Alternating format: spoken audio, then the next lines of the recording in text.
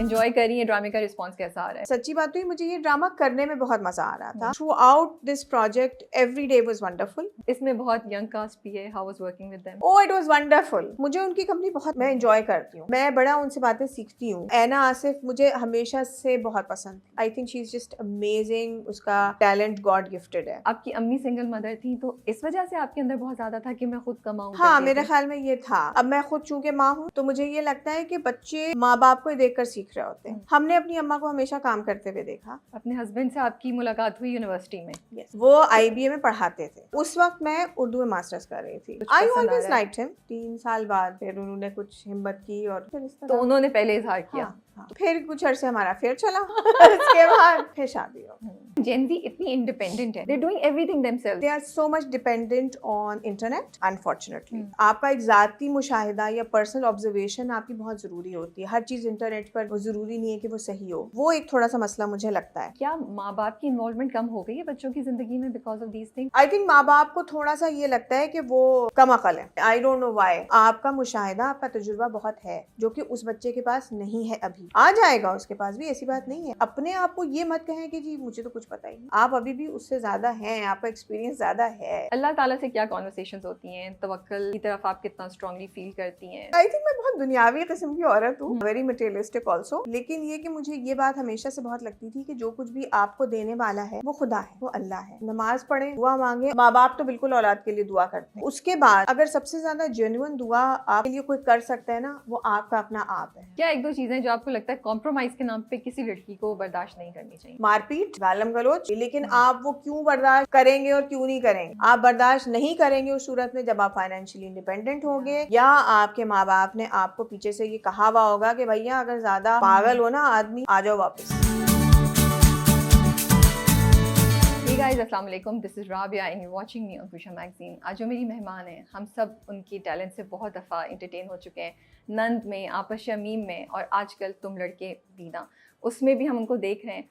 I always find her performance to be very versatile और screen पे वो आती हैं तो स्क्रीन पे छा जाती हैं। आप उनको इधर उधर नहीं देख सकते एंड बड़ा मज़ा आता है उनको जब भी हम किसी ड्रामे में देखते हैं। मॉडलिंग से उन्होंने स्टार्ट किया था आज से बहुत साल पहले। PTV, प्राइवेट प्रोडक्शन सबका हिस्सा रह चुकी हैं, तो एक जर्नी भी है जिसके बारे में हम जानेंगे। तो मिलते हैं हम फ़ाइज़ा हसन से और उनके जर्नी के बारे में मालूम करते हैं। अस्सलाम वालेकुम। अस्सलाम वालेकुम। मैंने सब सही बोल दिया? आपने बहुत सही बोला है। मैं बता रही थी कि मैं आज मेरी तबीयत भी ठीक नहीं है और मुझे गर्मी भी इतनी लग रही है, तो मैंने नाम सारे भूल गई ड्रामों के जो उन्होंने बताए थे। नहीं, I and I am so sorry for that. Thankful to you. आपने बहुत अच्छा इंट्रोडक्शन दिया मेरा। बट मैंने बिल्कुल सही बात की। अभी भी जब मैं देख रही हूँ ना तुम लड़के भी ना, तो जैसे ही वो आपका कैरेक्टर आता है ना, तो एक लाइवलीनेस आ जाती है ना, वो इधर से उधर मूव कर रही है, यू नो। हालांकि कोई इतने बड़े बड़े डायलॉग्स नहीं है कुछ सीन्स में, she is just doing something, but there is something in your performance which is very energetic और वो कनेक्ट करती है ऑडियंस के साथ एकदम से। That's how I feel, you know, at least.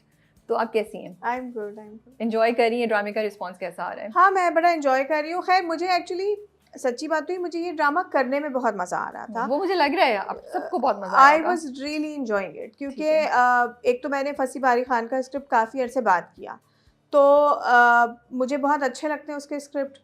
जिस तरह डायलॉग लिखे हुए होते हैं, बाज़ लोग कहते हैं मैं शायद बोलती भी उस तरह हूँ।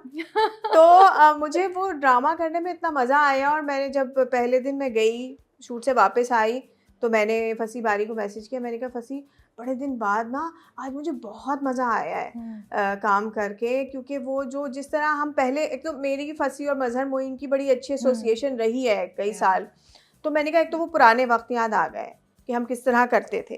तो मैंने कहा आज I had a wonderful day and throughout this project every day was wonderful.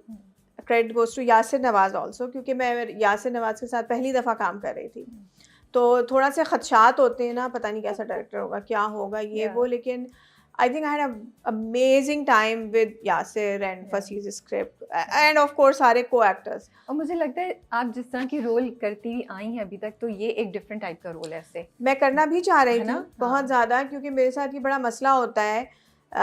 Fortunately unfortunately आप एक ड्रामा कर लें, वो हिट हो जाए, तो फिर आपको बार बार वही ऑफर होता रहता है। मेरे साथ तो ये नहीं, ये कोई चौथी पांचवी दफ़ा हो रहा है। तो ऐसे में फिर मुझे ये होता है कि अच्छा मैं घर बैठ जाती हूँ, और मेरे साथ ये हुआ भी है। मैं काफ़ी अरसे घर बैठ जाती हूँ ना कर करके कि जब कुछ नया आएगा तो मैं करूँगी, क्योंकि मैं वो एक चीज़ दोबारा दोहराना नहीं चाह रही होती। तो जब ये ऑफ़र मुझे हुआ तो मैंने कहा कि बस अब ये तो मैंने ही करना है, मैंने किसी हाँ। और के तो ये हत्थे चढ़ने ही नहीं सही देना। बात है, हाँ। तो जब एमडी ने मुझे ऑफ़र किया तो मैंने कहा बस अब ये मैं ही कर रही हूँ। हाँ, जब सही भी बात ये है। होगा हाँ, आई विल डू इट, या कोई और नहीं करेगा। ठीक है, ड्रामे पे आते हैं हम थोड़ी देर में। उस पे आपके कैरेक्टर पे और स्टोरी पे बात करते हैं इंशाल्लाह, क्योंकि मुझे उन दोनों की ना कपल की डायनामिक्स बहुत इंटरेस्टिंग लगती है। आई थिंक बड़ी फसी साहब ने ना बड़ी बारीकी से चीज़ें पिक की हुई हैं, हाँ, तो उस पे बात करते हैं। उससे पहले बिकॉज हमारा आपके साथ एक डिटेल्ड फर्स्ट इंटरव्यू है, जूनी वाले सेट पे तो हम मिले थे, हाँ, हाँ, हाँ, बहुत बिल्कुल। शॉर्ट मुलाकात थी। तो अभी तो आई वुड लाइक कि हम स्टार्ट करें शुरू से। तो आप हमेशा से एक्ट्रेस बनना चाहती थी या बाय चांस आ गई? आई थिंक जो मेरे टाइम की जनरेशन थी उसमें या पता नहीं, मैं खुद बहुत क्लूलेस थी, मैं ये कह सकती हूँ। मुझे बस पढ़ाई चल रही थी, फिर साथ में मैं कुछ करना चाह रही थी पैसे कमाने के लिए। तो कुछ नौकरी वोकरी भी मैंने की, स्कूल में भी पढ़ाया हुआ है, प्रॉक्टर एंड गैम्बल में कुछ अरसे काम किया हुआ है। अच्छा। तो और साथ में पढ़ाई चल रही थी, तो फिर वो बस वो किसी ने कहा तस्वीरें खिंचवा लो और एजेंसी में दे देंगे, मॉडलिंग एजेंसी। मैंने कहा हाँ चलो, तो वो तस्वीरें खिंच गई, ऐड मिल गया एक मुझे। हाँ, अच्छा, मैंने कहा ये तो अच्छा काम है, पैसे मिल रहे हाँ, हैं, पढ़ाई भी चल रही है और टाइम कंज्यूमिंग नहीं है। बस वो शुरू हो गया। फिर आहिस्ता-आहिस्ता मुझे एक्चुअली मेरे घर में बहुत ज़्यादा ना किताबें पढ़ना, फ़िल्में देखना, जाकर सिनेमा में फ़िल्में देखने या घर में ड्रामे देखने का बहुत रिवाज था हमेशा ओके। से। तो I think back of the mind मुझे ये चीज़ें बहुत ज़्यादा पता थीं। तो फिर मुझे लगा कि चलो यही कर लेते हैं। काम भी मिल रहा है, लोग बुला रहे हैं, तो व्हाई नॉट? बस फिर मुझे मज़ा आने लगा। तो मॉडलिंग करते-करते ड्रामे की ऑफर कैसे आई आपको? मैं एक्चुअली करना तो अदाकारी चाहती थी हमेशा से, मगर अदाकारी में शुरू में मुझे किसी ने मुझे लिया नहीं। तो मैंने आपने अप्रोच किया था लोगों को जाके हाँ, पहले तो प्रोडक्शन आपको हाउसेस पता है पे? कितना मुश्किल भी हाँ, होता था ना। तो मैं पीटीवी गई, तो मैं बहुत बुरी तरह रिजेक्ट कर दी गई। बड़ी बेइज़्ज़ती हुई। फिर मेरी वालिदा ने मुझे कहा कि तुम क्या टाइम ज़ाया कर रही हो, मत करो ये। मैंने कहा अच्छा अच्छा, ठीक है। ओके जनाब। फिर कमर्शियल वाले बुला लेते थे। मैंने जो है वो स्टिल मॉडलिंग भी की है। रैंप वॉक नहीं कर सकती थी क्योंकि मेरा कद इतना नहीं था उस ज़माने में, सब बड़े अरे लंबे इतनी अच्छी हाइट तो है नहीं, अब आपकी? वो वाली हाइट तो नहीं थी ना मॉडल्स ओके। वाली। तो लेकिन ये कमर्शियल्स बहुत मिलते थे ये वो। फिर मैंने एक म्यूज़िक वीडियो की थी रहीम शाह की, पायल बाजे छन। उसके बाद मुझे फिर पीटीवी से ही एक और डायरेक्टर थे शाहिद इकबाल पाशा, उन्होंने बुला लिया। उनको ऐसी लड़की ही चाहिए थी जो बड़ी बहुत मेकअप शेकअप किए हुए हो और बड़े उससे कपड़े शपड़े पहने हुए हो। मैंने कहा ठीक है चलो कर लेते हैं, मेकअप करने का तो मौका मिल रहा है because I love to do these things. Okay. तो वो हुआ। बस फिर वो ड्रामा, अच्छा वो ड्रामा बने ही जा रहा है, 2 साल तक वो ड्रामा बनता रहा। फिर वो और ऑन ड्रामा एयर नहीं हुआ? वो ऑन एयर नहीं हुआ। ओके। खैर life was just going well, पढ़ाई चल रही है, इश्तिहार मिल रहे हैं तो ठीक था।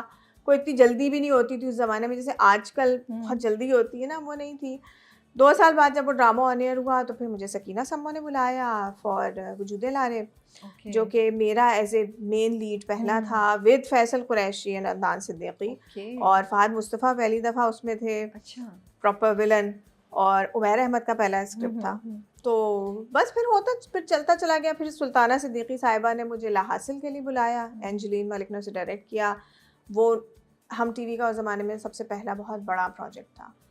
बस फिर सिलसिला चल निकला। अच्छा, आपके घर वाले ओके थे कि आप एक्टिंग कर रही हैं या मॉडलिंग कर रही हैं? बिकॉज़ उस ज़माने में तो थोड़ा होता था या नहीं? नहीं, मेरे यहाँ कभी कोई मसला नहीं था। सिर्फ़ मेरा ये था कि मैं I think at that time also I was bit overweight, जिस तरह की रिक्वायरमेंट होती है। तो मेरी वालिदा ने मुझे कहा कि तुम देख लो, बाकी सब लड़कियाँ तो इतनी दुबली-दुबली हैं, तुमसे हो जाएगा। मैंने कहा नहीं, करके देखते हैं, ठीक है। हो जाएगा तो हो जाएगा। फिर वो होता ही चला गया। हाँ। तो लेकिन नहीं, घर की तरफ से मुझ पे कोई पाबंदी नहीं थी। घर क्या होता है, देखिए घर में आपके पेरेंट्स माँ-बाप, हैं। बहन-भाई होते हैं, ठीक है? वो बिल्कुल। रिश्तेदारों का तो हमारे घर नहीं। हमारे यहाँ कोई ऐसा मेरी वालिदा ने कभी प्रेशर ना खुद लिया ना हम पर वो दिया। तो रिश्तेदारों का था, नाराज़गी नहीं थी, उससे हमें कोई मसला नहीं था। वालिदा ने पूरी मुझे इजाज़त दी, she was a single mother. Okay. तो मैंने कभी ये चीज़ फ़ील ही नहीं की, कभी मैंने फेस ही नहीं की। But I really respect those people जो ये फेस करते हैं और फिर भी काम करते हैं। बहुत मुश्किल होता है ना। हाँ, और क्योंकि सपोर्ट थी तो आप कितने आसानी से चलती हाँ, गई, और हाँ, बल्कि अम्मी ने आपको बोला कि सोच लो कि हाँ, तुम कर सकोगी। हाँ। बट क्योंकि आप बता रही हैं कि एक ब्यूटी स्टैंडर्ड है हमारी इंडस्ट्री में और उस वक्त भी बहुत ज़्यादा था, कभी आपको प्रेशर फील हो रहा था कि यार मुझे भी कुछ चेंज करना है अपने अंदर ताकि मुझे काम ज़्यादा मिले, कभी ऐसा हुआ? नहीं, मुझे इतना नहीं होता था क्योंकि खुशकिस्मती से मुझे मिलने लगा काम। ओके। ठीक है, वो शुरू की रिजेक्शन वो तो सभी फेस करते हैं, वो तो कोई ऐसी बिग डील है ही नहीं, ठीक है। और मैं इतना इन चीज़ों को सीरियसली लेती भी नहीं हूँ। भाई मुझे ये करना है, तुमने मुझे रिजेक्ट कर दिया, कोई बात नहीं, मैं उसके पास चली जाऊँगी, मेरी ये अप्रोच होती है, ठीक है। That's really good. तो हाँ, तो अच्छा ठीक है, तुमने नहीं लिया कोई बात नहीं, हम दूसरे डायरेक्टर के पास चले आएंगे। इतनी कूल कैसे हैं आप? I was always like that. मतलब वो इतनी बेफिक्री वाली सोच कैसे है आपके आई पास? थिंक मुझे, आई डोंट नो, लेकिन मुझे हमेशा से ये लगता था कि मैं ये काम कर लूंगी। अच्छा। एक होता है ना कि पता नहीं हाँ। कर पाऊंगी नहीं कर पाऊंगी, मुझे हमेशा से ये लगता था कि मैं ये कर लूंगी। और फिर मिलने भी लगा काम, तो वो यकीन कह सकते हो और पुख्ता होता चला गया कि हाँ मैं कर लूंगी, अगर तुम नहीं लोगे मैं कहीं और चली जाऊंगी, मैं कर लूंगी। बस। तो जब पहली बार आपको रिजेक्शन हुई थी उस वक्त आपको बिल्कुल भी कोई फर्क नहीं पड़ा, you didn't feel bad about anything? अब छोटी भी होंगी, इतने हार्श अल्फाज हाँ, सुनना। मैं छोटी थी, आई थिंक आई वाज हार्डली 20, 21। गुस्सा आया था, दिल चाहा था मुंह तोड़ दूं, but I said okay fine, छोड़ो, कहीं और देख लेते हैं। तो आप कराची से बिलोंग करती हाँ। हैं और यहीं पढ़ा हुए कराची यूनिवर्सिटी? हाँ, कराची यूनिवर्सिटी से पढ़ा हुआ। और फिर उसके बाद तो आपने मॉडलिंग स्टार्ट कर दी, आपका एक्टिंग करियर स्टार्ट हो गया एंड दैट्स ऑल। उसके बाद अभी तक आप अपने करियर में देखती हैं तो सबसे ज़्यादा चैलेंजिंग टाइम आपको लगता है कोई फेस किया था कभी, या it has been a smooth ride? I think मैं इन चीज़ों को बहुत ज़्यादा ना वो मुश्किल पसंदी से देखती नहीं हूँ। हालांकि ऐसी बात नहीं है, जब मैंने काम शुरू किया था तो मैंने उस वक्त ग्रेजुएशन किया था और मैंने उसी वक्त जो है वो यूनिवर्सिटी में दाखिला लिया था। तो बस मेरी वालदा की तरफ से ये था कि तुम अगर ये काम कर रही हो तो इसका मतलब ये नहीं कि तुम पढ़ाई छोड़ दो, तो पढ़ाई तो करनी थी लाजमी। तो मैंने उस वक्त, मुझे याद है मेरा जब ड्रामा शुरू हुआ, मैंने उस वक्त इंग्लिश में मास्टर्स में दाखिला लिया था। तो वही होता था कि फिर वो भी चलाना है, ये भी चलाना है, तो काम भी करती थी। फिर मैं बीच में से भाग के यूनिवर्सिटी चली आती थी, नहीं तो फिर ये कि मैं 1 बजे के बाद दोपहर के काम शुरू करती थी ताकि सुबह 9 बजे से 1 बजे यूनिवर्सिटी लूँ और उसके बाद फिर मैं काम पर चली जाऊँ। रात को घर गए, सो गए, उठे, फिर यूनिवर्सिटी चले गए, फिर वो गाड़ी में कपड़े पड़े होते थे, वहीं से वहाँ चले गए, बस। मतलब it has been a tough ride, काफ़ी हेक्टिक। उस वक्त नहीं लगता था। आई थिंक आप जब यंग होते हैं ना तो आपको घर जाके आपने बच्चों के कपड़े तो नहीं धोने होते ना, खाने तो नहीं पकाने होते हैं, you are on your own. And I think I had a great time. और बस गाड़ी, मेकअप, कपड़े पड़े में, बस इधर से उधर चले गए, उधर से उधर चले गए, बस। मुझे ना अब समझ आ रही है, मुझे लग रहा है कि you really enjoy this part of the whole thing, you know, getting dressed up and all makeup and everything, which is nice. I am finding it very cute. आपकी अम्मी सिंगल मदर थी, तो इस वजह से आपके अंदर बहुत ज़्यादा था कि मैं खुद कमाऊँ, जो आप कह रही कि मैंने काफ़ी अर्ली एज से खुद पैसे कमाने का शुरू कर दिया? हाँ, मेरे ख्याल में ये था, क्योंकि एक तो खैर आई थिंक अब मैं खुद चूँकि माँ हूँ तो मुझे ये लगता है कि बच्चे माँ बाप को ही देख कर सीख रहे होते हैं। हमने अपनी अम्मा को हमेशा काम करते हुए देखा। She was a government school teacher, बाद में लेक्चरर बन गई थी और फिर कुछ अर्से उन्होंने लॉ की भी प्रैक्टिस की। तो हमने अपनी अम्मा को हमेशा, जब हम होश में आए हैं, काम करते हुए देखा। तो हमारे जहन में, मेरे और मेरी बहन के जहन में ये था कि काम तो करना ही है, ठीक है। तो अब जब काम करना ही है तो बड़े, बस जैसे ही बड़े हुए हैं तो काम करना शुरू कर दें। तो आई रिमेंबर मैंने स्कूल में पढ़ाना शुरू किया, फिर मेरा जब शनाख्ती कार्ड बन गया, मतलब आपने इस शनाख्ती कार्ड बनने से पहले पढ़ाना शुरू कर दिया था? हाँ, मैंने आई थिंक मैट्रिक किया था और फर्स्ट ईयर में थी, तब से स्कूल में पढ़ाना शुरू कर दिया था। Because I really wanted to earn money and I really wanted to work. फारिग नहीं बैठा जाता था मुझसे। तो फिर आईडी कार्ड बन गया, तो फिर मैंने एक और स्कूल में पढ़ाया, फिर मैंने प्रॉक्टर एंड गैम्बल में काम किया। तो बस मुझे ये था, काम करना है, पैसे कमाने हैं, दिस इज लाइफ, घर बैठ के क्या करूँगी, बस। अपने हस्बैंड से आपकी मुलाकात हुई यूनिवर्सिटी में? Yes. You guys were together for 2 years? नहीं नहीं नहीं मतलब नहीं, वो आपसे सीनियर थे आपके साथ? नहीं, he was not studying at all. He was not studying? नहीं, वो मेरी इन्फॉर्मेशन गलत थी फिर? हाँ, नहीं, वो IBA में पढ़ाते थे, ठीक है। अच्छा। और मेरे एक कज़न हैं, वो भी IBA में पढ़ाते थे। इज़हार कर तो मैं तो बहुत एक्साइटेड हो गई, ये तो कहानी बहुत मजे की मिल रही है। नहीं, he was not my teacher at all. नहीं, वो मुझे पता है क्योंकि आप IBA में नहीं थी, राइट? नहीं, आप तो कराची यूनिवर्सिटी। मैं कराची यूनिवर्सिटी में नहीं, कराची यूनिवर्सिटी में भी IBA का कैंपस है। हाँ, वहाँ पे होते थे और मेरे कज़न के दोस्त थे, तो वहाँ उनसे सलाम दुआ हो जाती थी। उस वक्त मैं उर्दू में मास्टर्स कर रही थी, तो I did my first masters in English, second one in Urdu, माशाल्लाह। तो वो जब मैं कर रही थी तो वहाँ उनसे सलाम दुआ हो जाती थी एंड बस बस मतलब आप कहानी को यहाँ तक लेकर आइए फिर आपने ड्रॉप बस आई ऐसा नहीं हो सकता भाई। रुक जाइए डिटेल मैं पूछती हूँ।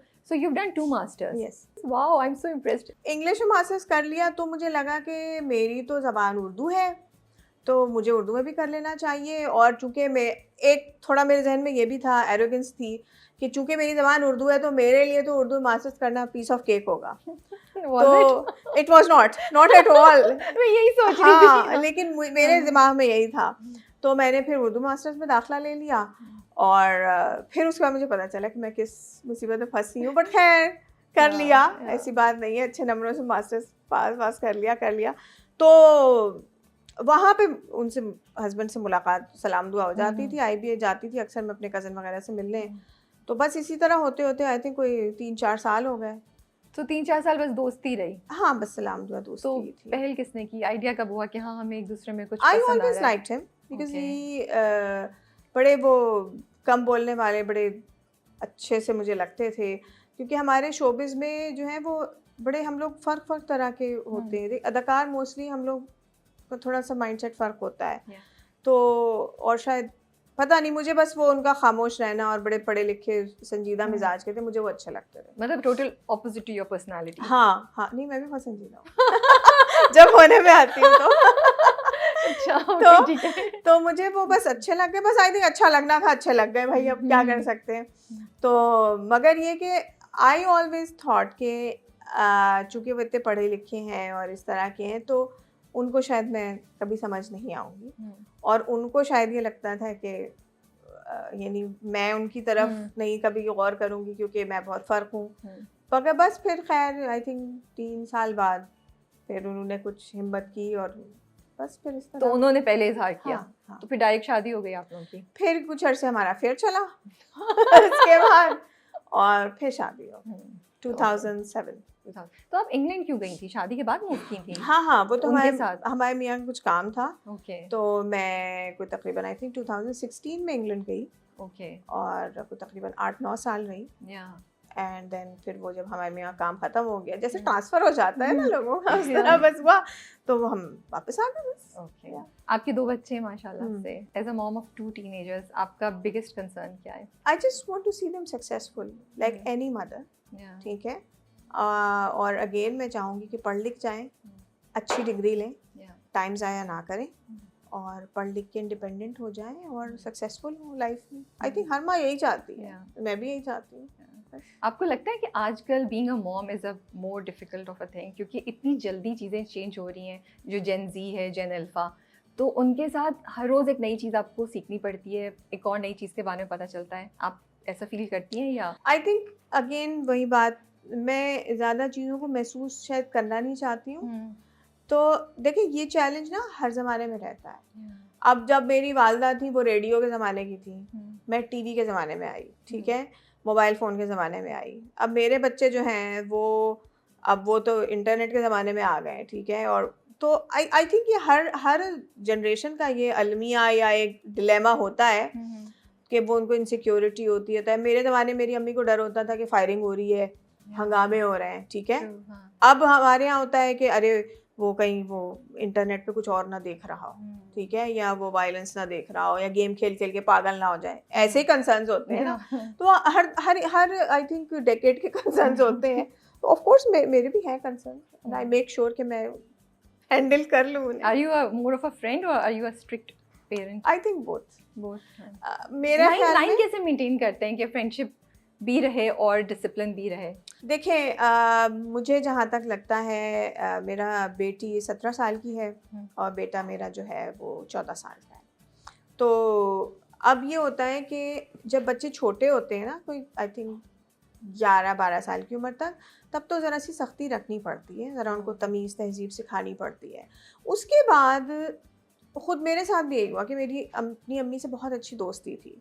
और अब मुझे लगता है कि मैं भी कोशिश करती हूँ जिस हद तक मुमकिन हो कि दोस्ती रखी जाए, ताकि वो घर आके जिस तरह मैं पूरी ब्रॉडकास्ट अपनी अम्मी के आगे करती थी पूरे दिन की, आई एक्सपेक्ट कि वो भी कर रहे हो। एंड अल्लाह का शुक्र है दे डू।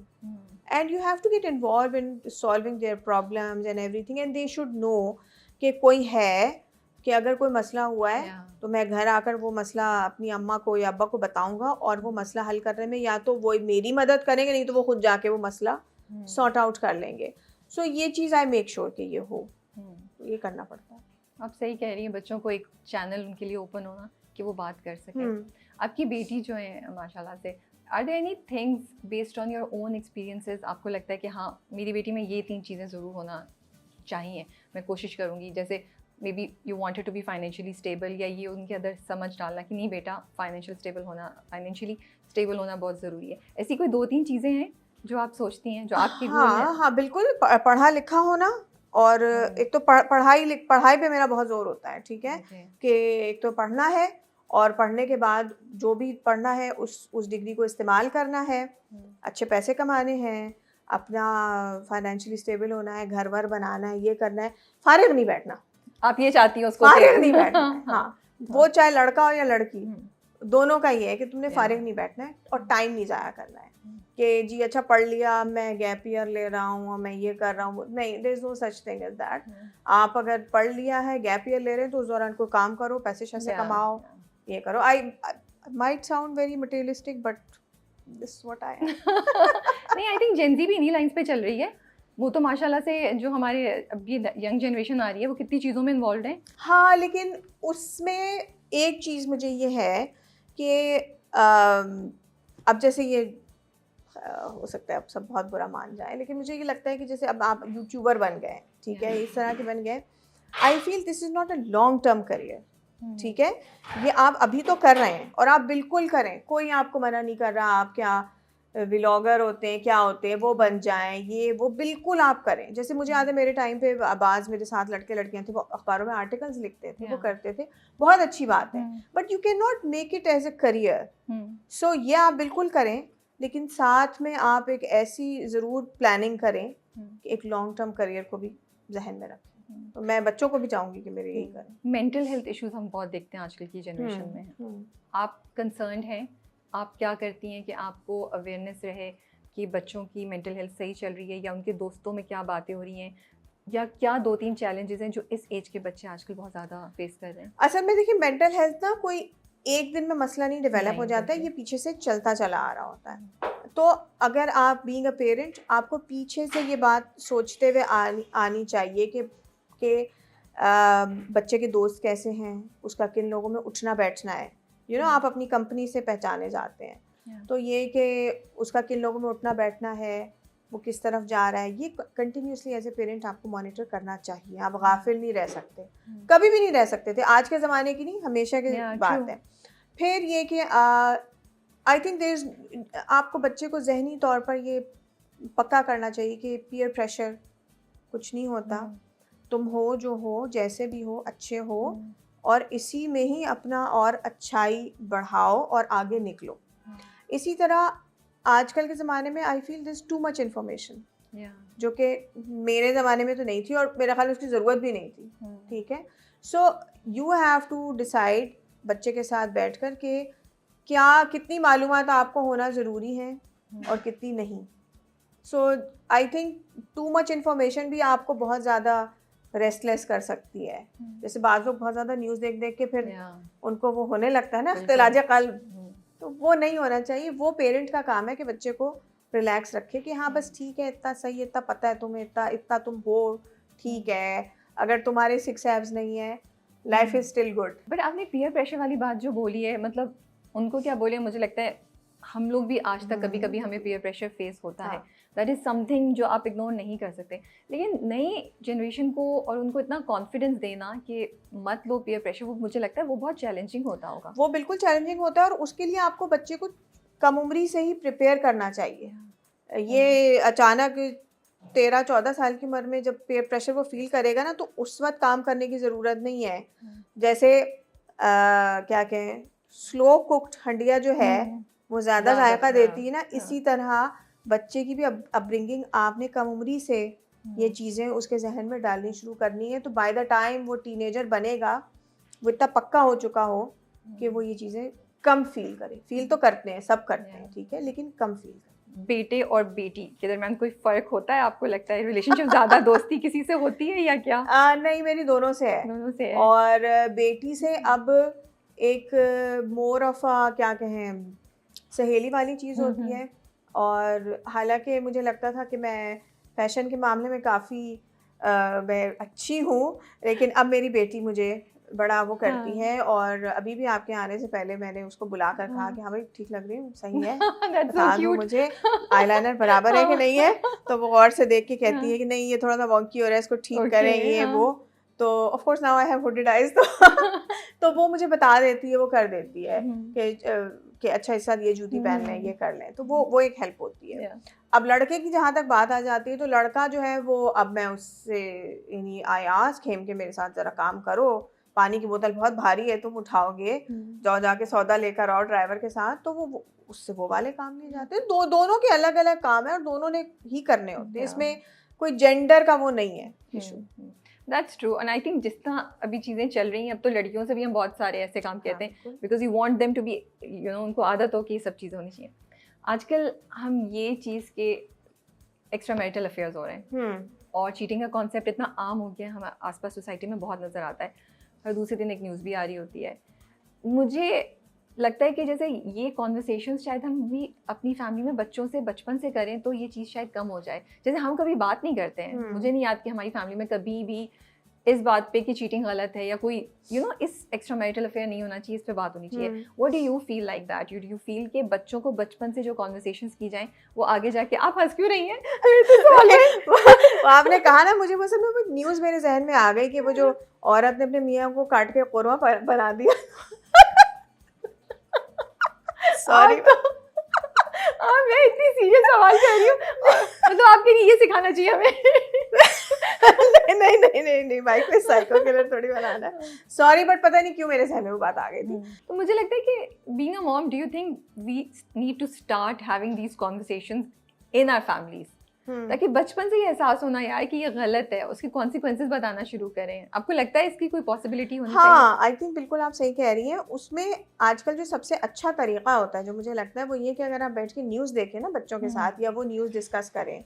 अगर आप न्यूज़ देखें या न्यूज़पेपर पढ़ें, तो निकलती हैं ऐसी न्यूज़, ठीक है, तो उसमें बड़ा आप बच्चे से बैठकर ये चीज़ें डिस्कस कर सकते हैं। अब जैसे अभी आजकल जो प्रिंस एंड्रयू का मामला चल रहा है, उसको लेकर आप 10 बातें बच्चे के दिमाग में डाल सकते हैं। देखो ये कर रहा था, देखो कैसा बदनाम हुआ, रॉयल फैमिली ने भी निकाल दिया। इस तरह करके आप अगर बैठ के ना वो भाषण देने लगेंगे, बच्चा कभी नहीं सुनेगा।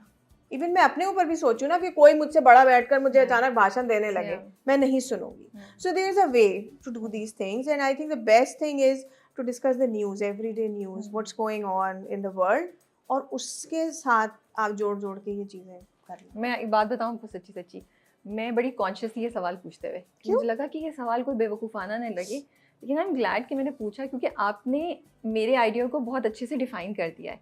कि आपने बहुत अच्छा आइडिया दिया कि कोई भी न्यूज़ या कोई भी बातचीत जो चल रही है उसको रिलेटेबल बना के आप अपनी ये कॉन्वर्सेशन अपनी फैमिली में कर सकते हैं। भाई देखिए, आप सारे मामले कवर कर सकते हैं, ठीक है। आप मुल्क की इकोनॉमी, करप्शन, स्कैंडल्स, ठीक है, चले किसी सियासतदान का स्कैंडल डिस्कस कर लें, उसमें आप ये बात भी डिस्कस कर लें, ड्रामे भी ले सकते हैं हमारे। अच्छा, फिर अगर आपके बच्चे ड्रामे देखते हैं, ठीक है, मेरे नहीं देखते, ठीक है, लेकिन ये कि जैसे ड्रामा देख रहे हैं बैठकर आप, कोई भी सीरीज, तो वो उसमें अगर वो कुछ हो रहा है, आप कहें देखो कैसा बेगैरत आदमी है, ये कर रहा है, ये कर करके आप इस तरह करके करें, तो बच्चा वो चीज़ें बेहतर समझेगा, इंजॉय भी करेगा।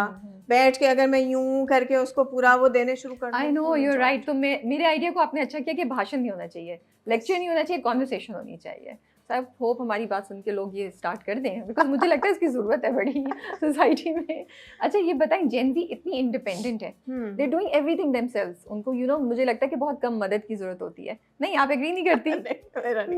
नहीं। अच्छा, मैं तो जितने जेन ज़ी से मिली ना, मुझे लगता है ऐसा है, दे आर अवेयर, ऐसी बात नहीं है। मैंने देखा है अपने साथ, अब छोटे लड़के लड़कियां मेरे साथ करते हैं काम, तो कभी कभी मुझे देखकर ये भी होता है कि यार जब मैं इस उम्र की थी तो मैं खासी क्लूलेस थी बास चीज़ों में, तो वो चीज़ें उनमें बहुत अच्छी हैं। लेकिन कुछ चीज़ें आई थिंक मेरे टाइम की जब मैं उस एज ग्रुप में थी तो मुझ में अच्छी थी।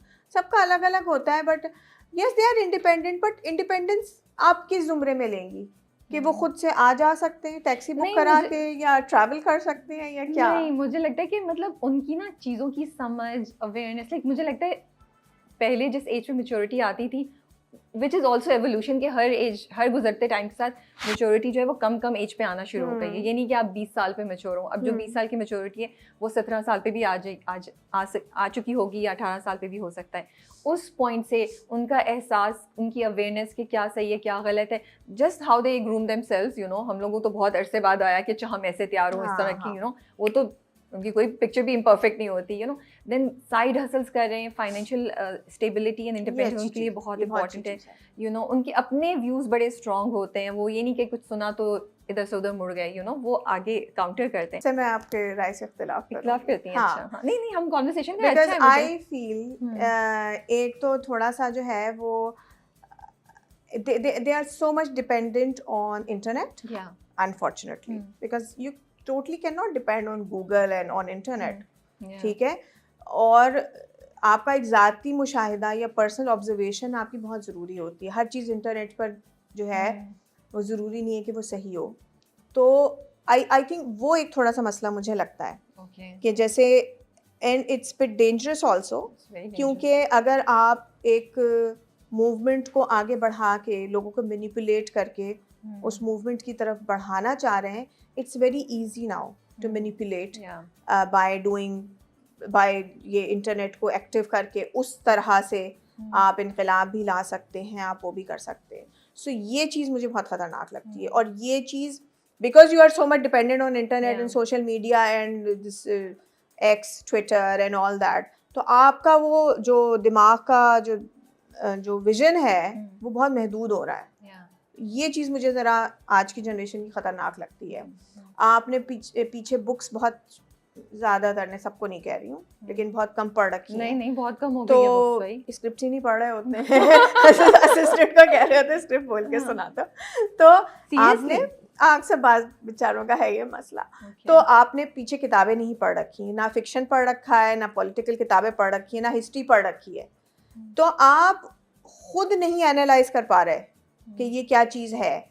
आप बस इंटरनेट पे डिपेंडेंट है, अब दूसरों के व्यू को लेने, अपना पॉइंट ऑफ व्यू बनाने के लिए। क्योंकि वैसे भी एक अपनी राय कायम करने के लिए पहले आपको 2-3 मुख्तलिफ राय पढ़नी, सुननी है, देखनी चाहिए, फिर आप अपनी राय अपने जहन के हिसाब से कायम करते हैं। मेरा सवाल एक्चुअली ये था कि बिकॉज इतनी चीज़ें हो रही हैं, क्या माँ बाप की इन्वॉल्वमेंट कम हो गई है बच्चों की ज़िंदगी में बिकॉज ऑफ दीज थिंग्स, या आपको लगता है ऐसा नहीं है? आई थिंक माँ बाप को थोड़ा सा ये लगता है कि वो कम अकल है, और जो आई डोंट नो व्हाई नहीं होना चाहिए, क्योंकि आपने इतनी ज़िंदगी गुजारी है। अगर आप एक 40-45 साल के हैं, 40-45 साल आपने कोई बंद कमरे में नहीं गुजारे हैं, 40 साल आपने इस दुनिया में गुजारे हैं, बाहर फिरे, घूमे हैं, पढ़ा है, किताबें पढ़ी हैं, देखा है बहुत कुछ। तो आपका मुशाहिदा, आपका तजुर्बा बहुत है, जो कि उस बच्चे के पास नहीं है। अभी आ जाएगा उसके पास भी, ऐसी बात नहीं है। तो अपने आप को ना, मैंने बहुत से पेरेंट्स को देखा है, वो समझते हमें तो पता ही नहीं, हमारे बच्चे को ज़्यादा पता होगा। ऐसी बात नहीं है, उसे भी पता है, लेकिन अपने आप को ये मत कहें कि जी मुझे तो कुछ पता ही नहीं है। आप अभी भी उससे ज़्यादा हैं, आपका एक्सपीरियंस ज़्यादा है। True, but Gen Z feel ऐसी देती है आपको वो दे रहे, वो देते रहे, कोई बात नहीं। आपको कुछ नहीं आता। आई थिंक मैं भी अपनी माँ को मेरे ख्याल में एट सम पॉइंट कहती हूँ यार आपको नहीं पता, वो सब कहते हैं, लेकिन उसको जो है ना वो दिल पे लेने की जरूरत नहीं है। आप, मुझे ना सबसे मजा आ रहा है आपकी बातें सुन के कि आप इतनी कूल है ना, यू आर लीस्ट बॉदर्ड कि इधर उधर क्या जा रहा है, मैं अपना चल रही हूँ, this is what I like, this is what I believe, I am really liking this, you know. But अल्लाह ताला से क्या कॉन्वर्सेशंस होती हैं, तवक्कल की तरफ आप कितना स्ट्रांगली फील करती हैं? आई थिंक मैं बहुत दुनियावी किस्म की औरत हूँ, वेरी मटेरियलिस्टिक ऑल्सो, लेकिन ये कि मुझे ये बात हमेशा से बहुत लगती थी कि जो कुछ भी आपको देने वाला है वो खुदा है, वो अल्लाह है। लिहाजा अगर आपने मांगना ही है सक्सेस, पैसा, इज़्ज़त, व्हाटएवर, तो वो आपने अल्लाह से ही मांगनी है, कोई और आकर नहीं आपके लिए सबब बनाएगा। तो उसके लिए आई थिंक सबसे और उसके लिए इधर उधर जाने की भी ज़रूरत नहीं है, बिकॉज अल्लाह तो वैसे ही आपके दिल से भी करीब है, बिल्कुल शहरक से करीब है। सो आई थिंक आप बस नमाज पढ़ें, दुआ मांगे, और अपने लिए दुआ, मुझे लगता है माँ बाप तो बिल्कुल औलाद के लिए दुआ करते हैं। उसके बाद अगर सबसे ज़्यादा जेन्युइन दुआ आपके लिए कोई कर सकता है ना, वो आपका अपना आप है।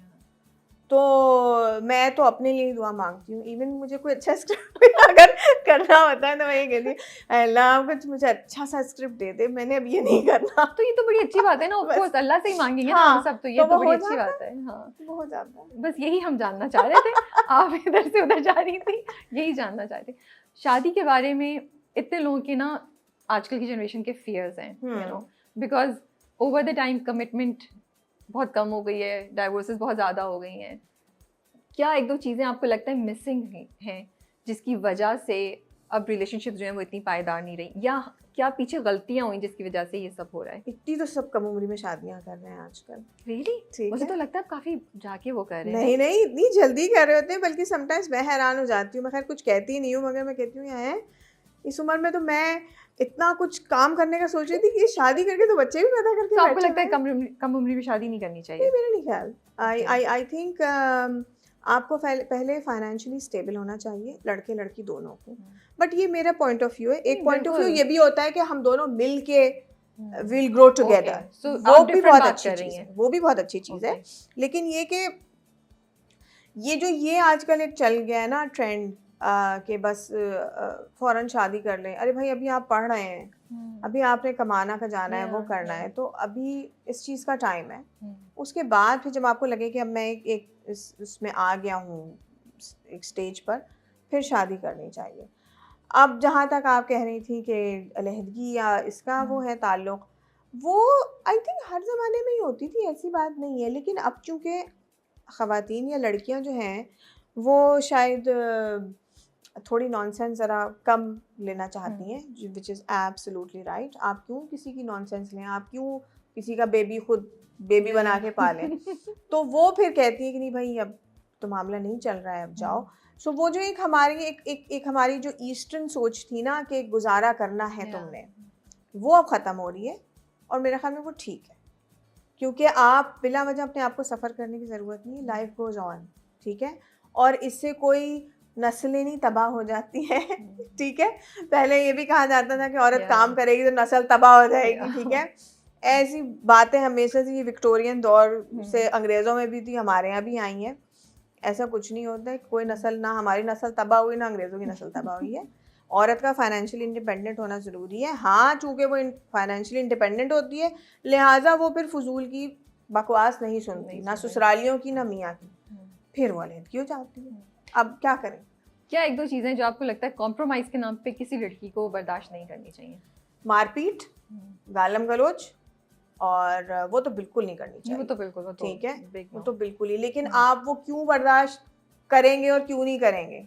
आप बर्दाश्त नहीं करेंगे उस सूरत में जब आप फाइनेंशियली इंडिपेंडेंट होंगे, या आपके माँ बाप ने आपको पीछे से ये कहा हुआ होगा कि भैया अगर ज़्यादा पागल हो ना आदमी तो आ जाओ वापस, ठीक है। वो बेचारी लड़कियां जिनके माँ बाप कहते हैं कि बस अब तुम्हारा जनाजा ही उस घर से उठेगा, याद है ना ये डायलॉग? बिल्कुल बिल्कुल। तो वो बेचारी फिर लड़की क्या करेगी? वो फिर गालियाँ ही सुनती रहेगी, वो मार खाती रहेगी। सो आई थिंक माँ बाप को चाहिए कि लड़कियों को ख़ास तौर पे ये कहें कि अगर ये ज़्यादा आदमी पागल होने लगे या ससुराल वाले तंग करें तो फ़ौरन बैग उठाओ और वापस आ जाओ, हम हैं तुम्हारे लिए। मुझे ना एक बात हमेशा जो हमारे ड्रामा में दिखाते हैं और लेकिन रियल लाइफ में भी होता है कि पता नहीं क्यों हमारे यहाँ ये सोच है कि लड़कियाँ जो हैं वो एक हद तक हमारी जिम्मेदारी है, फिर शादी करके शौहर को भेजो। फिर अगर स्लीवलेस पहना है तो शादी के बाद पहना, जॉब करनी है तो शादी के बाद करना, बाल कटवाने शादी के बाद, यू नो। लाइक मुझे ये समझ नहीं आती दैट व्हाई इज इट, ये आपकी बच्ची, आपकी चाइल्ड है ना, तो वो दूसरा क्यों संभालेगा बाकी सारी जिंदगी के लिए? तो उससे वो शादी के बाद सेपरेशन क्यों हो जाती है कि वापस आओगी तो मौत या जनाजे के बाद ही आना? ये पूरी सोच ही गलत है, और ये शुरू से गलत है। मैंने आपसे कहा ना कि पेरेंटिंग जो है ना वो कोई अचानक नहीं शुरू हो जाती है, ये शुरू से चली आ रही होती है। अब जब आप बच्ची के जहन में हमेशा से ये डालेंगे कि भैया ये सारे शौक तो तुम शादी बाद पूरी करना, आप क्यों कह रहे हैं उसको? आप कहना हाँ चलो तुमने ये करना है, लिमिट्स में रहते हुए तुमने ये करना है, तुम अभी कर लो। बिल्कुल। तो I think it has a lot to do with parenting. शुरू से ये, लेकिन उसके लिए पेरेंट्स को अपना माइंडसेट भी तो उसके चेंज लिए करना माँ है ना, बाप को रोशन ख्याल होना ख्याल बहुत होना। जरूरी या है। ये सोचना चाहिए कि यार पढ़ा लो तो वो भी हमारे साथ ही हमारी मदद करेंगी, हमारे पर बोझ नहीं हाँ, बनेंगी, यू नो। अच्छा, शादी होती है, बहुत एक्साइटमेंट, लव बहुत हाई होता है, सब कुछ, but then it changes, right? मुझे लगता है मोहब्बत से कंफर्ट की से फिर आपको आदत हो जाती है। ये 3 स्टेजेस आपको लगता है ऐसे ही होती हैं? और कभी हमारी एक्सपेक्टेशंस जो होती हैं कि मोहब्बत वैसे ही रहेगी, वो आगे जाके डिसअपॉइंटमेंट क्रिएट करती है? मेरे हर सवाल पे फायजा ऐसे हंस रही है। नहीं, फायजा मैं क्योंकि इतना फनी सवाल कर रही हूँ। अभी वो ड्रामे में मैंने एक डायलॉग बोला था कि वो मैं उस ड्रामे पे आने वाली हूँ मैं। इसीलिए ये सारे सवाल ड्रामे से ही मुझे आए आपके। क्रेडिट गोज टू फसी हाँ। कि उसने इस कदर ऑब्जर्व कर रखा है। आई थिंक एक कंफर्ट लेवल हो जाता है कि शुरू शुरू में तो बहुत मोहब्बत होती है, वो होता है। आई थिंक खुदा ने ना हम लोगों का जहन ही ऐसा बनाया है और हमारे हार्मोन्स भी उसी तरह काम कर रहे होते हैं और हमारा जहन भी उसी तरह काम कर रहा होता है। मुझे ये लगता है that when you are in your teens and in your 20s you want to fall in love with somebody और फिर आप उसके साथ टाइम गुजारना चाहते हैं, आप खुद भी अपने आप को बहुत खूबसूरत महसूस कर रहे होते हैं, अगला भी आपको बहुत खूबसूरत लग रहा होता है। सही कह रही हैं आप। नहीं, as soon as you cross as soon as you get into your 30s and 40s, then you start thinking differently. फिर आपको घर, पैसा, करियर, स्टेबिलिटी चाहिए होती है। रियलिटी हिट करती है। आई थिंक वो भी रियलिटी होती है। हाँ। आई थिंक हमारा दिमाग उस तरह प्रोग्राम्ड हुआ हुआ है, हमारे हार्मोन्स उस तरह काम कर रहे होते हैं। एंड आप फिर जब 45-50 के होते हैं, then you want a comfort and then फिर आपको कोई अचानक हसीन नहीं लगने लग रहा होता, फिर आपको अपना आप भी कोई ऐसा हसीन नहीं लग रहा होता, फिर आप जो है वो और चीजें एक्सप्लोर कर। अच्छा, मुझे लगा कंफर्ट बहुत पहले आ जाता होगा, like it should be within 5-6 years of marriage, right? Living together? No, marriage. Not living together. I mean, यानी शादी के बाद। हाँ। नहीं, शादी के बाद हाँ हो जाता है, बिल्कुल हो जाता है। फिर उसके बाद आदत हो जाती है। I think it has a lot to do with age. When you are in your 20s, 30s, 40s. Okay, so you're saying age bracket से ज़्यादा जब होता है। ड्रामे की तरफ आते हैं, तो ये तो आपने बता दिया कि you wanted to do फसी साहब का स्क्रिप्ट एंड एवरीथिंग। रोल आपका बड़े मज़े का है और मुझे इंटरेस्टिंग बात ये लगती है कपल की जो डायनामिक्स है, थोड़ा मसला भी लगता है, लेकिन वो हस्बैंड जब घर आता है वो बैठती है और सारी बातें उसको सुनाती है, you know, which shows me that there is a connection between the two of them. और वो भी सुन रहा होता है, वो भी उसको जवाब देता है, तो बड़ी डिफरेंट टाइप की डायनामिक्स दिखाई है इस कपल की। हाँ, आई थिंक होते ही होंगे ऐसे। नहीं, मैं आपके कैरेक्टर के बारे में जानना चाहिए थी कि what would you say, कि आप लोग क्या दिखाने की कोशिश कर रहे हैं इसमें? आई थिंक एक तो फसी ने जो बात अच्छी लिखी है वो ये कि अलग अलग कपल्स लिखे हैं, ठीक है। सो मेरा डिलेमा ये है कि मेरे शौहर रोमांटिक नहीं है, ठीक है, वो बहुत ड्राई बोरिंग से हैं, मजाक भी उड़ाते रहते हैं और तो शुरू से ऐसे थे। तो वो ये आप मुझसे ड्रामे में पूछ रहे हैं? ड्रामे के बारे में नहीं, ड्रामे में तो यही दिखाया है ना कि वो एक तो वो जरा अंडरस्टिमेट भी करता है और उसको लगता है कि वो खुद बहुत अल्लामा है और ये ठीक है मेरी बीवी है, खाना बहुत अच्छा बनाती है, लेकिन ये घर बैठने वाली औरत है। उसके जहन में यही है, जो कि आगे जाके स्टोरी में एक चेंज आएगा आपको। अब जहाँ पे अब ऐसे में जो बहन का किरदार है, जो वनीजा का घर दिखाया है, वनीजा जो है वो वर्किंग वुमेन है, ठीक है, she is very strong, independent, उनको अपने ऊपर बड़ा कॉन्फिडेंस है, तो उनके घर की डायनामिक्स अलग है। बेसिकली ये दो अलग घरों की अलग अलग डायनामिक्स दिखाई हैं, तो वो आई थिंक फसी ने बड़ा अच्छा ऑब्जर्व किया हुआ है।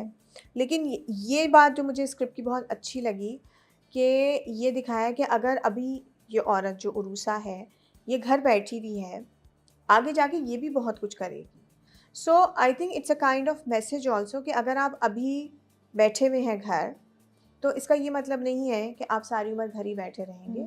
आप अपने उम्र के किसी भी हिस्से में जाकर कोई काम करना शुरू कर सकते हैं। You can be independent. ये नहीं है कि आप सारी उम्र अगर आप घर से बाहर नहीं निकले, बस यानी पढ़ा लिखा, फिर आपकी शादी हो गई, एक घर से उठ के दूसरे घर में चले गए, तो ये नहीं है कि सारी उम्र आप ऐसे रहेंगे। You can explore new things. तो इस कैरेक्टर को बनाने के लिए आपकी फसी साहब से या यासिर नवाज से कोई बात हुई? उन्होंने कुछ आपको गाइडेंस दी या आपने खुद बनाया? नहीं, मैं हमेशा डायरेक्टर से पूछती हूँ कि भाई आपके जहन में इस किरदार का अपीयरेंस वाइज और उसकी जहनियत और वो क्या है, और फिर अगर राइटर दोस्त हो तो मैं उससे भी पूछ लेती हूँ। सो इस केस में मैंने दोनों से पूछा था। तो जो है अपीयरेंस वाइज यासिर ने जो किरदार आपको नज़र आ रहा है वो यासिर ने कहा था कि वो कर लेते हैं, बिल्कुल सही है ये वो वार्डरोब भी और वो भी, because she is very much into floral shalwar kameez clothing, lawn के जोड़े एंड ऑल दैट। हाँ, वो ट्रेडिशनल एक लुक है। और फिर फसी से मैंने पूछा था कि भाई क्या है, कहने लगा कि वो बहुत शौकीन है हर चीज़ की and she likes to enjoy life. ठीक है, वो अपनी इंजॉयमेंट पे ना कॉम्प्रोमाइज़ नहीं करती, जबकि दूसरी बहन करती है। She is very health conscious, going to the gym, काम कर रही है, खाने पे कंट्रोल रखा हुआ है, वो अपने आप को बड़ा यानी कि रोक के रखती है। ये औरत जो है उरूसा, ये बस दिल चाह रहा है चलो जी रात को निहारी खा लें और लॉन के जोड़े पहन लें और फूलों वाले कपड़े पहन लें और बाल खोल लें और जेवर पहन लें। तो ये दोनों बहनों का अलग अलग यही दिखाया है। तो फसी ने ये कहा था कि ये बहुत शौकीन औरत है, तो मैंने कोशिश तो की है शौकीन नजर आने की। नहीं बिल्कुल आपने बहुत अच्छा किया और वो नज़र आ रहा है। जो उनकी डायनामिक्स है, मुझे लगता है वो बहुत से कपल्स की डायनामिक होगी, राइट? जो उसकी ये उसकी ख्वाहिश है कि मेरा मियाँ मेरे से प्यार से बात करे और थोड़ा रोमांस दिखाए, जो कि दिखा रही शादी के काफ़ी अर्से बाद वो शायद कम हो जाता है। तो आई थिंक वो भी एक रिलेटेबिलिटी का फैक्टर आपको वहाँ पे नज़र आया होगा। हाँ, क्योंकि देखिए ना, अब इसमें अगर आपने ड्रामा आपकी नज़र से गुजरा हो तो वो शुरू में कहती है कि वो शादी में देखा था तो पसंद कर दिया था, तो आँख मटक्का हो गया था, पसंद की शादी थी बाय द वे। तो जाहिर सी बात है थोड़ा बहुत तो अफेयर चला होगा ना, देख लिया, शादी में पसंद कर लिया, छोटा सा अफेयर चला जी, फिर शादी हो गई। तो वो आपने देखा नहीं है कि बहुत सी जो हैं औरतें, वो ये यश चोपड़ा की फिल्में और शाहरुख खान का रोमांस उनको बहुत अच्छा लगता है, बिकॉज वो असली ज़िंदगी में नहीं होता है, वो वाकई में नहीं होता है, लेकिन they want to see, they fantasize it. So she also wants, so she is like that, वही रोमांटिक रज़िया भट्ट के नॉवेल पढ़ना, और वो she is like that. But वो गलत तो नहीं कह रही, मियाँ थोड़ा टाइम दे सकता है उसको, रोमांस दिखा सकता है, राइट? अगर औरत ये बात करती है तो अब मैं यहाँ पे मैं अपनी ज़ाती बात करूँगी। मेरे ख्याल में आप किसी को पुश नहीं कर सकते कि मेरे लिए तुम जो हो वो बिल्ली बन जाओ, ऐसे नहीं होता। ठीक है, मुझे बिल्ली पसंद है तो तुम बिल्ली बन जाओ, ऐसे तो नहीं होगा ना। जो शख्स रोमांटिक होगा वो रहेगा। यासिर है ना उस ड्रामे में रोमांटिक, है ना? ठीक है, वो रोमांटिक है, बेगम को वैसा रोमांस नहीं चाहिए। मैं रोमांटिक हूँ तो मियाँ को उस तरह का रोमांस नहीं चाहिए। तो हर शख्स अब खुद होता है, उसकी अलग अलग शख्सियत होती है, आप किसी को पुश नहीं कर सकते। बट एज अ कपल कहीं बीच में नहीं मिलना चाहिए, राइट? ये 50% कम, ये 50% कम करके, बिकॉज वरना तो बहुत ज़्यादा कॉन्फ्लिक्ट नहीं हो जाएगा, नाखुशी नहीं आ जाएगी। आई थिंक इस बारे में ज़्यादा सोचना नहीं चाहिए। ये मेरी ज़ाती राय है। So you are okay with no big gestures, no big gifts, या सब कुछ हम खुद कर लेंगे। Oh nice. ये भी एक थॉट है, बट जिसको चाह रहे हैं उसकी तरफ से मिले तो ज़्यादा अच्छा लगता है। हाँ, लेकिन अगर वो नहीं कर रहा है तो आप किसी को पुश नहीं कर सकते। तो उस पर दुख करने की जरूरत नहीं है। उस पर दुख करने की, उसके ऊपर ट्रिप करने की, उसको पुश करने की कि नहीं तुम बनो शाहरुख खान क्योंकि मुझे पसंद है शाहरुख खान। नहीं भाई, नहीं हो ना तुम शाहरुख खान, ठीक है कोई बात नहीं, हम शाहरुख खान की फिल्में देख लेंगे, हम खुश रहेंगे, तुम अजय देवगन बन के बैठे रहो। ओके, इसमें बहुत यंग कास्ट भी है, how was working with them? Oh, it was wonderful. मुझे हमेशा से मैंने हमेशा से बहुत एंजॉय किया है ये कम उम्र लड़के लड़कियों के साथ काम करना। और मेरे साथ एक्चुअली रिसेंटली मैंने काफ़ी सारे ऐसे प्रोजेक्ट्स किए हैं। नंद में मेरे साथ बहुत कम उम्र लड़के लड़कियां थे, आपा शमीम में भी थे, अब इस ड्रामे में भी हैं। मुझे उनकी कंपनी बहुत, मैं एंजॉय करती हूँ क्योंकि वो हमेशा कोई नई बात आपको बता रहे होते हैं और मैं बड़ा उनसे बातें सीखती हूँ। And I closely observe them also, I like to observe them कि वो किस तरह सोच रहे हैं, क्या कर रहे हैं। Sometimes I feel they're a bit lazy, but that's my point of view. But उनसे मैं बहुत चीज़ें सीखती हूँ, वो मुझसे सीखे ना सीखे, मैं उनसे बहुत चीज़ें सीखती हूँ। So it's wonderful. यहाँ पर एक तो they are all very helpful, they are very very nice. ऐना आसिफ मुझे हमेशा से बहुत पसंद थी।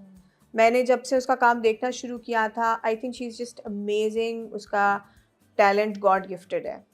तो जब मुझे ये कहा गया कि ऐना आसिफ है तो मैं बहुत ज़्यादा खुश थी, वरना मैं वैसे अमूमन इतनी एक्साइटेड होती नहीं हूँ कि कौन है साथ में, लेकिन ऐना आसिफ के लिए मैं बहुत एक्साइटेड थी because I really wanted to see her acting because I think she is just wonderful. हमारे स्क्रीन पे बहुत साल बाद इतना कोई अच्छा एक्टर आया है और आई थिंक उसको अभी बहुत ज़बरदस्त मेरे ख्याल में इंशाल्लाह वो और काम करेगी। क्योंकि अदाकारी की जो बारीक चीज़ें होती हैं ना, मैं समटाइम्स बड़ी हैरान हो जाती हूँ जो वो लेकर जा रही होती, छोटी छोटी चीज़ें, छोटी छोटी डिटेल्स जो होती हैं, वो बहुत अच्छे से फॉलो करती है। तो she is wonderful. The new girl Ayesha, वो मेरे साथ बातचीत तो थी, मैंने जब पहली दफ़ा से सीन करते देखा मैं हैरान रह गई। She is again very good. सही बात है। फिर जो समी है, जो सल्लू बने हैं, वो तो खैर पैदाइशी एक्टर हैं, and he is a wonderful guy also. एक तो वो इस कदर हंसाने के माहिर हैं और वो तरह तरह की आवाज़ें निकालना, and he such a nice soul, I should say, wonderful guy. Ali is like a buddy, जैसे एक यार नहीं होता है आपका, तो Ali is like that. They are all very nice. आप इतने अरसे से काम कर रही हैं, आपको लगता है कि इंडस्ट्री में जिस तरीके से सपोर्टिंग कास्ट को ट्रीट करते हैं या औरतों को ट्रीट करते हैं वो बेहतर हो गया है, उसमें इम्प्रूवमेंट आई है या अभी भी और काम की ज़रूरत है? आई थिंक इम्प्रूवमेंट तो आई है, बिल्कुल आई है, क्योंकि मैंने अपने साथ देखा है बहुत से जो सपोर्टिंग रोल करने वाले होते हैं या वो उनको बड़े अच्छे से ट्रीट किया जाता है। वो हम एक्टर से ज़्यादा बिजी होते हैं, सो अक्सर समटाइम्स हमारी डेटा ज़ाया हो जाती है because that actor is not available, so it means they are working a lot, which is great, which is wonderful. और उनको बड़े अच्छे तरीके से बुलाया जाता है, बिठाया जाता है, so it's good, so it's very good, and it's getting better day by day. What about women, young girls? You think हमारी इंडस्ट्री उधर भी ट्रीटमेंट सही कर रही है या बेहतर होने की ज़रूरत है? आई थिंक है, अब तो बहुत अच्छा है, और उसके अच्छे होने की एक बहुत बड़ी वजह ये है, credit goes to Sultana Siddiqui, कि वो एक जो उन्होंने इदारा बनाया, एक तो उसमें औरतें काम करती हैं, ठीक है, अब बहुत से चैनल्स पर बहुत बड़े बड़े ओहदों पर औरतें हैं। सो ऐसे में एक नई लड़की जब आती है इंडस्ट्री में तो उसको एक बड़ा कंफर्टेबल माहौल मिलता है आने के लिए, वरना फिर बहुत आदमी होते हैं, फिर आदमी परेशान भी होता है। यानी ऐसी बात नहीं कि सारे आदमी बुरे होते हैं, लेकिन एक कंफर्ट लेवल आपका नहीं रहता है। तो सुल्ताना सिद्दीकी के चैनल की वजह से, हम टीवी की वजह से, and production houses, MD Momal, इनकी वजह से, और अब और प्रोडक्शन हाउसेस में भी बड़े ओहदों पे औरतें बैठी हुई हैं, तो वो एक माहौल बड़ा कंफर्टेबल हो गया है, and I think it's a big thing, और आनी चाहिए। और अच्छा एवोल्यूशन है ना, बहुत अच्छा है। देखिए, एक तो बिहाइंड द कैमरा भी औरतें हैं और वो बड़े स्ट्रॉन्ग पोजीशंस पर हैं, दे कैन टेक डिसीजंस, सो वो औरत होने के नाते आपके लिए बड़ा कंफर्टेबल रहता है ऐसे माहौल में काम करना। आई विश के, आई थिंक नाउ हमारी इंडस्ट्री में जिस वक्त कमी है वो ये कि डायरेक्टर्स, फीमेल डायरेक्टर्स की बहुत कमी है, बहुत कम है, बहुत कम है, हाथ पे गिन सकते हैं। हाँ, सही बात है। आई थिंक फीमेल डायरेक्टर्स का आना बहुत ज़रूरी है। देखिए राइटर्स कितनी हैं फीमेल्स आ गई हैं, पहले सिर्फ नूरुल हुदा शाह और आई थिंक हार्डली एक, तो मेरे ख्याल में फीमेल राइटर्स ज़्यादा हैं, मेल राइटर्स औरतें ज़्यादा हैं। हाँ, पहले एक हिना होती थी, जॉन एलिया की जो बेगम थी वो होती थी, और नूरुल हुदा शाह थी, बस ये दो थी। कैन यू इमेजिन, सिर्फ, या बानो कुदसिया, सिर्फ 3 औरतें थी और अब कितनी हैं। So it's a great thing.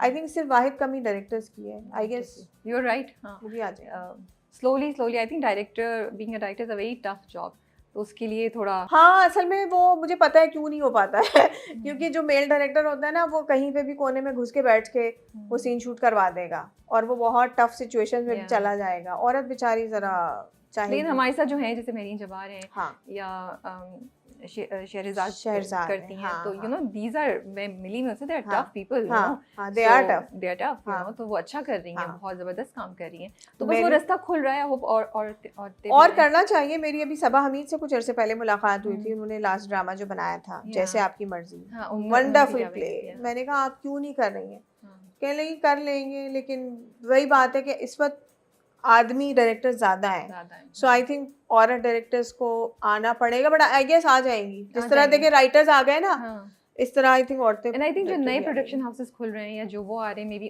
उनमें इनिशिएटिव ज़्यादा हो इस तरफ जाने का, उधर ज़्यादा से, बिकॉज नए लोग जो आते हैं वो यूजुअली एक्सपेरिमेंट कर रहे होते हैं, they want to break the monotony. मैं सच्ची बात बताऊँ, मैं नए डायरेक्टर्स के साथ काम बहुत शौक से करती हूँ। जैसे बाज़ एक्टर्स मैंने अपने साथ के देखे हैं कि वो थोड़ा अवॉइड करते हैं, नया डायरेक्टर है पता नहीं क्या करेगा। I love to, and I always notice कि आज तक मेरा तजर्बा कभी बुरा नहीं रहा, क्योंकि नया डायरेक्टर अपने साथ एक नया थॉट, बिल्कुल नया प्रोसेस लेकर आ रहा होता है, सो इट्स ऑलवेज बेटर। उनका जज्बा भी होता है कि उनको प्रूव करना होता है अपने आप को। हम अक्सर एक्टर्स जो हम दोस्त आपस में बात करते हैं ना, अरे ये इस डायरेक्टर का पहला प्रोजेक्ट है, ये बहुत दिल से बनाएगा, ये प्रोजेक्ट कर लो, और वो वाकई में होता है। वो 1-2 प्रोजेक्ट जो नए-नए डायरेक्टर आए होते हैं ना, वो बहुत अच्छे बनाते हैं, उसके बाद फिर उसको पता होता है। अब आ गया हाँ, तो फिर वो वही होता है। आप कोई और स्क्रिप्ट पढ़ रही हैं, कुछ और देख रही हैं या अभी इसके बाद थोड़ा ब्रेक लेंगी? अभी मैं एक तो सिंगल प्ले कर रही हूँ, उसके बाद एक मैं पढ़ रही हूँ, आई गेस ईद के बाद शायद उस पे काम होगा, बट लेट्स सी। चलिए ठीक है, thank you so much for your time, it was a great conversation, मज़ा आया आपसे बातें करके और सुन के, और बहुत अरसे से ड्यू था ये, तो आज फाइनली हो गया। आई होप आपको भी मज़ा आया। नहीं, मुझे बहुत अच्छा लगा, आप बड़े अच्छे सवाल करती हैं। आई होप कि मैंने जवाब उनका सही से दे नहीं, दिया बड़े आपको। अच्छे से दिया। मैं तो वही की ना, मुझे तो मज़ा आया सुन के, आपने एक डिफरेंट पॉइंट ऑफ व्यू दिया, and I like your this thinking ना कि भाई हम हैं, हम कर लेंगे, हमें दूसरों की ज़रूरत नहीं है। मुझे ये लाइन अच्छी, हम हैं, हम कर लेंगे। मैं इसको अब्यूज़ करूँगी इस लाइन को, हम हैं, हम कर लेंगे। तो आप अपना बहुत ख्याल रखिएगा। Thank you so much for your time, and इंशाल्लाह आपको टीवी पे देखते रहेंगे अच्छे-अच्छे रोल्स में। बहुत एंड वी विश यू शुक्रिया। All the best. Allah Thank you. हाफ़िज़।